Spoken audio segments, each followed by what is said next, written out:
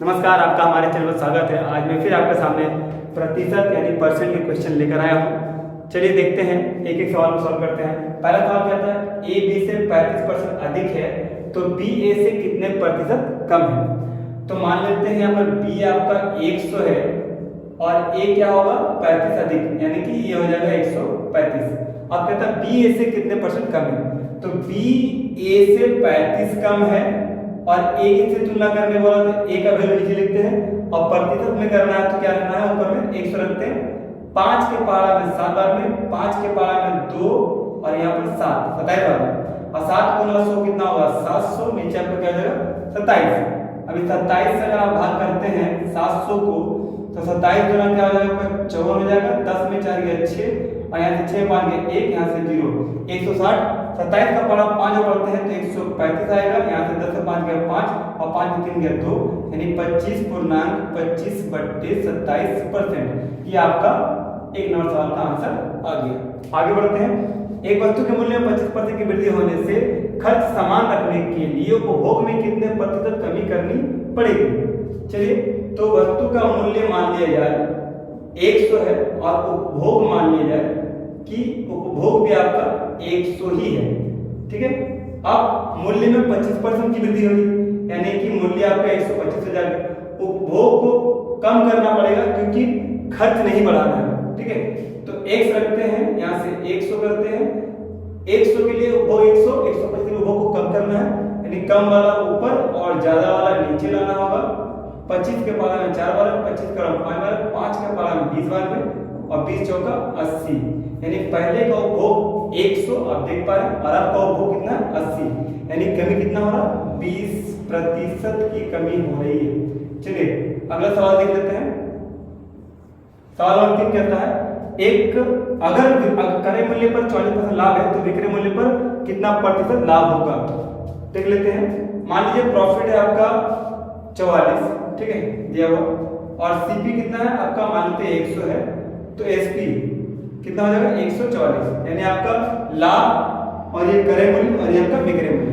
अब कहता है कि ये जो लाभ है विक्रय मूल्य में कितना परसेंट है, तो लाभ जो है विक्रय मूल्य पर कितने प्रतिशत है, तो लाभ बटे विक्रय मूल्य और गुना 100% बढ़ाने के लिए 4 से कट कर 4 एकम 4, 4 एकम 4, 4 तिया 12 और 4 छक्के 24, 4 से कट करते हैं 9 बार 36 और 4 से 25 बार में 25 गुना 11 करते हैं तो 25 एकम 25 में 2, 25 एकम 25 में 2 275, यहाँ आ जाएगा 9।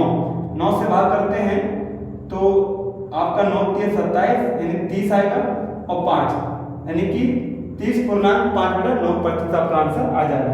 अगला सवाल है 4 नंबर। क्या कहता है एक वृत्त के अर्धव्यास में 17% वृद्धि होने से क्षेत्रफल में कितना प्रतिशत वृद्धि होगा। मान लेते हैं अर्धव्यास है आपका 100, ठीक है, और तभी क्षेत्रफल कितना हो जाएगा, तभी क्षेत्रफल होगा पाई और r का स्क्वायर, ठीक है। अब r बढ़ जाता है 17%, यानी हो गया कितना r हो जाएगा कितना 117, ठीक है, 117 हो गया, तभी क्षेत्रफल क्या आ जाएगा आपका, हो जाएगा पाई और r का स्क्वायर। r कितना है 117 है, 117 का स्क्वायर कर लेते हैं, ठीक है। उसके बाद क्या करना होगा, ये ज्यादा और ये कम है तो ज्यादा वाला से कम को घटाते हैं, ठीक है, तो वृद्धि का पता चल जाएगा कि कितना वृद्धि हुआ, और पहले जो था वो लिख देते नीचे में, ठीक है। चलिए ठीक है, परसेंटेज के लिए 100 से गुना करते हैं।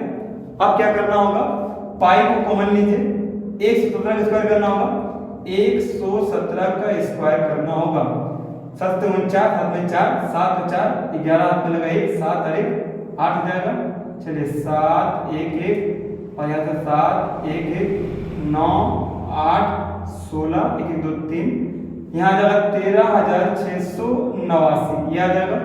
और 100 का स्क्वायर कितना होगा 10,000, नीचे क्या आ जाएगा आपका, पाई तो है ही, 100 का स्क्वायर 10,000, यहाँ पर 100 के लिए 100 लिखना पड़ेगा, पाई से पाई कट जाएगा, घटा के कितना बचेगा 3689, 2 जीरो कट कर देते हैं, नीचे कितना आएगा आपका, ये 100 आएगा।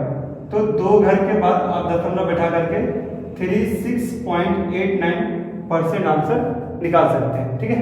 अगला सवाल आपके सामने क्या है, एक वर्ग की भुजा में 13% वृद्धि होने से क्षेत्रफल में कितने प्रतिशत वृद्धि होगी। चलिए देख लेते हैं सवाल नंबर 5। वर्ग का भुजा, भुजा मान लेते हैं पहले था आपका 100, तभी क्षेत्रफल कितना रहा होगा, भुजा का स्क्वायर यानी कि 100 का स्क्वायर।